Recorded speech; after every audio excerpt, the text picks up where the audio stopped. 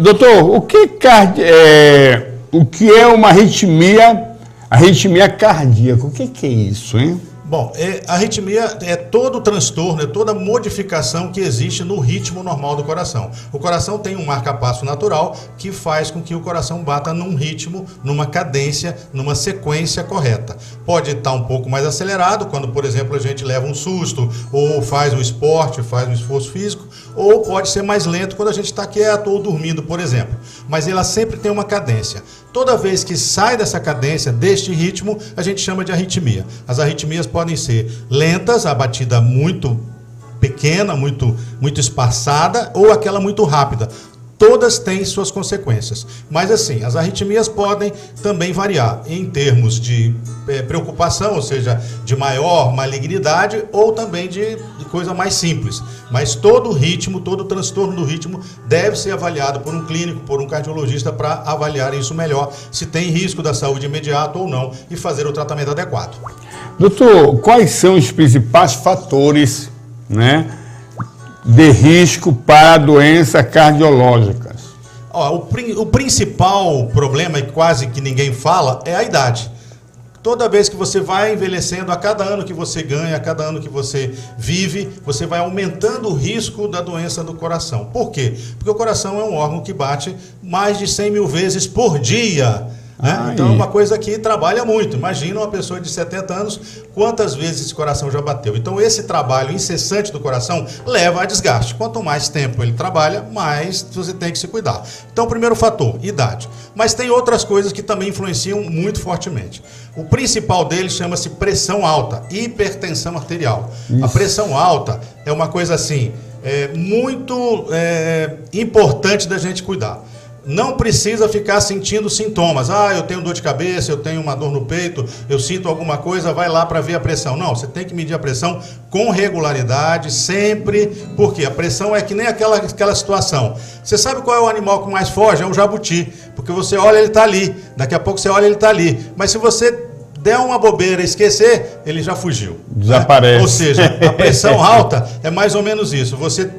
Se você é portador de uma pressão mais alta, não necessariamente você vai sentir alguma coisa. Na verdade, a maioria não sente nada. Só que aquilo vai danificando o seu coração e seus vasos sanguíneos a ponto de levar a alguma doença. Principalmente as mais que a gente mais teme. Derrame cerebral, infarto do coração, a doença renal, que leva muitas pessoas a fazer diálise, etc, etc. Então, idade, pressão alta. E outras coisas muito importantes são diabetes, cuide bem do seu diabetes, ou seja, aquela alimentação muito baseada em farinhas, em massas, em doces, ao longo da vida pode te fazer uma causa de diabetes. Você tem que monitorar esse nível de açúcar no teu sangue com frequência. Então, diabetes é outra coisa. O fumo, muito importante. O fumo também, pessoas que são tabagistas, pessoas que têm o hábito de fumar também tem um risco associado também muito grande. E o colesterol, que é aquela dosagem que a gente faz das gorduras do sangue circulante,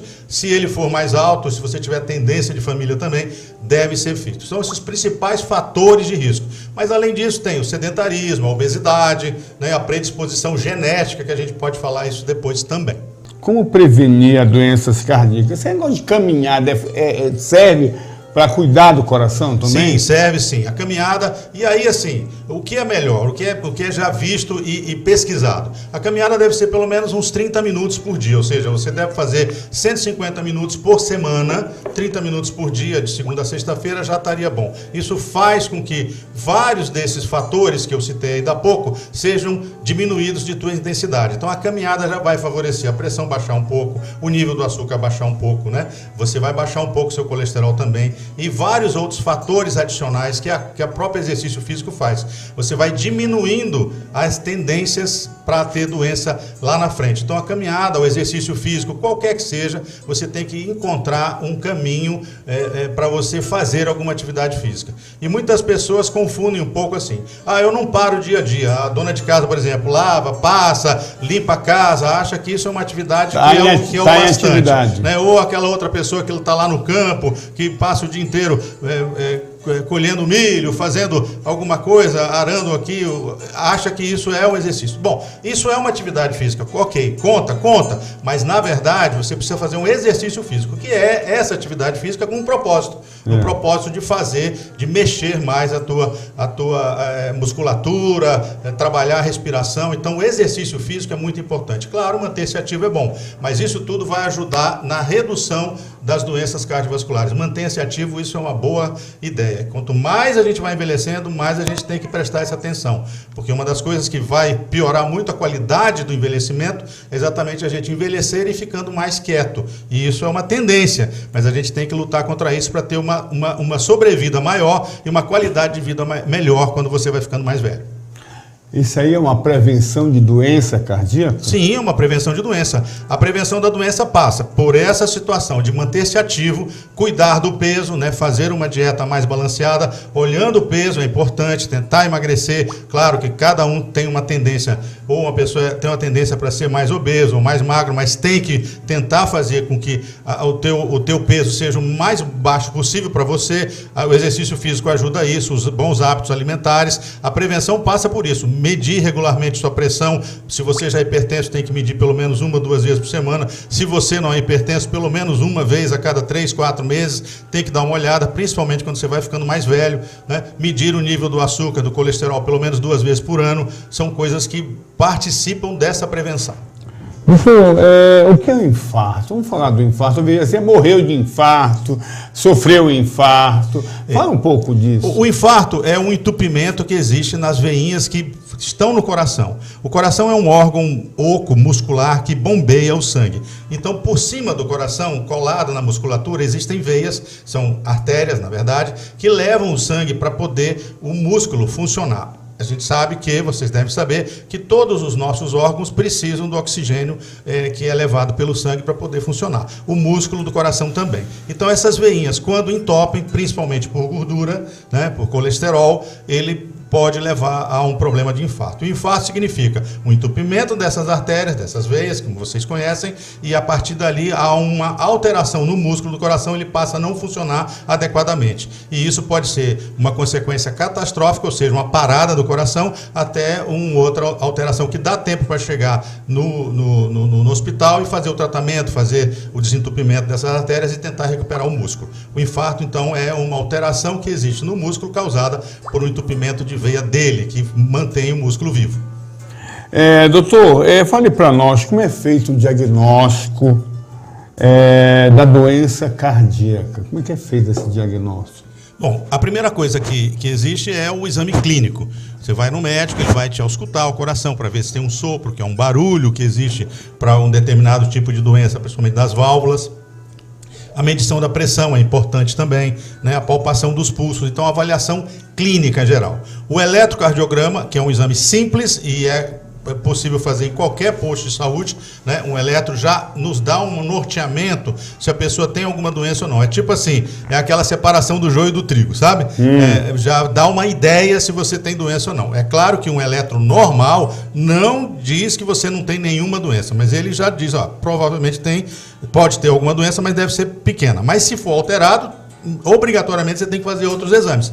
Quais são esses exames? Um ultrassom do coração, um teste de esteira para você provocar e verificar, né? Vamos assim dizer, testar o coração, né? Tem exames de ultrassom dos vasos sanguíneos, exame de sangue para verificar o açúcar, o colesterol, etc. e tal. É uma gama de exames que pode culminar até com um cateterismo cardíaco, que é o exame, vamos assim dizer, mais avançado para a gente poder verificar o entupimento das artérias do coração, por exemplo.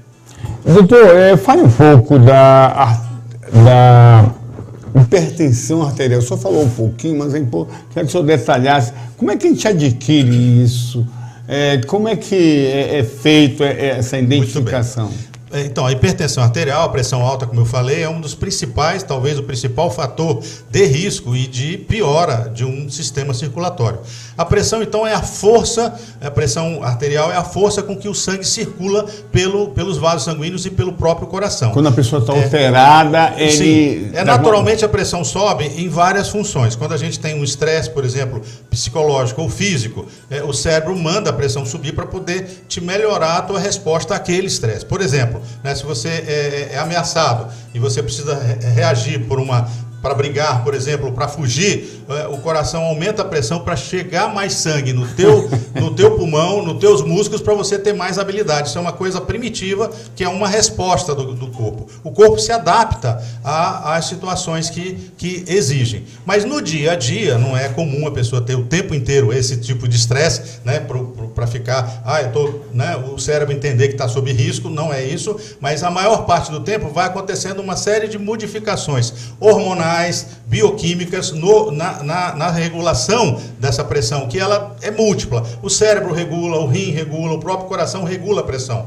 para poder manter a performance do físico da pessoa. Ao longo do tempo, o envelhecimento vai endurecendo as artérias. Artérias duras são as veias. Quanto mais dura é a artéria, ela perde a elasticidade, pode favorecer o aumento da pressão gradual. Então, ao passar do tempo, por isso que eu falei sobre a idade, quando a gente vai ficando mais velho, há a tendência natural de haver o enrijecimento das artérias e a pressão vai subir naturalmente. E aí vai contando. O peso que aumenta, todo peso aumentado vai aumentando a necessidade do coração fazer mais força, por isso vai aumentar a pressão e uma série de outras razões. Da onde ela vem? A pressão alta vem, mais ou menos meio a meio. De genética, a tendência tua dessa regulação, que ela já vem pela própria situação familiar, a tua genética favorece a tendência de uma regulação básica, mas ao mesmo tempo, além disso, tem as outras coisas. Quanto mais exercício você faz, menos pressão tem, quanto mais peso você tem, mais pressão, e por aí vai. Os fatores de risco vão contribuindo para aumentar essa tendência, e o principal é a idade.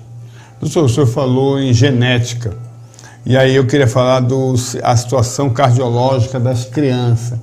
A família que já vem com um histórico de problema cardiológico, é importante a criança, quando nasce, com certo tempo, começar a verificar como é que está o coração dela? Olha, a tua pergunta é muito importante, Santiago. Veja bem, a genética na doença cardiológica, ela não é uma coisa tão assim importantíssima. Tipo assim, o meu pai teve um infarto, eu vou ter um infarto, o meu filho vai ter um infarto. Não, não é bem assim. Existem poucas doenças genéticas. A pressão alta é uma genética, ok, mas doença do coração específica, elas não são, vamos dizer, genéticas, hereditárias. Tipo, né, o meu filho vai ter que ter aquilo porque eu tive um problema na válvula, ele vai ter, eu tive um bloqueio, usei marca-passo, ele vai ter. Não é isso.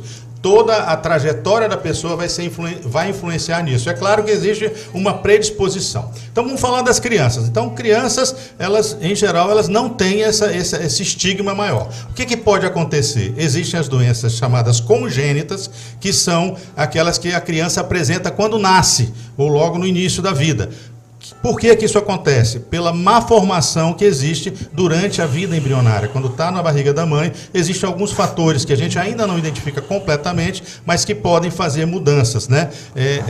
Uma infecção durante a gravidez, algumas deficiências nutricionais podem facilitar essa má formação. Então a criança já nasce com um defeito, né? Principalmente um defeito físico do coração, que pode causar muito problema. A outra coisa que acontece muito nas crianças são infecções, aí são crianças um pouco maiores. Infecções de garganta e de pele com muita frequência podem causar dano nas válvulas do coração, que é uma outra doença muito frequente na nossa sociedade brasileira. Então essas doenças vão ser um pouco mais tardias, crianças aí pré-escolares e tal, que podem ter doença e que às vezes só vão ser descobertas lá quando a pessoa já está adulta, danifica o músculo. Infecções virais também podem causar doenças no músculo do coração. Vejam que as doenças em criança, a maioria delas são situações que acontecem depois, né, pelo crescimento, não são genéticas. Crianças não infartam, tá? Não existe isso, tem dor no peito, vai infartar. Mas se a criança tem dor no peito, tem que investigar outras causas.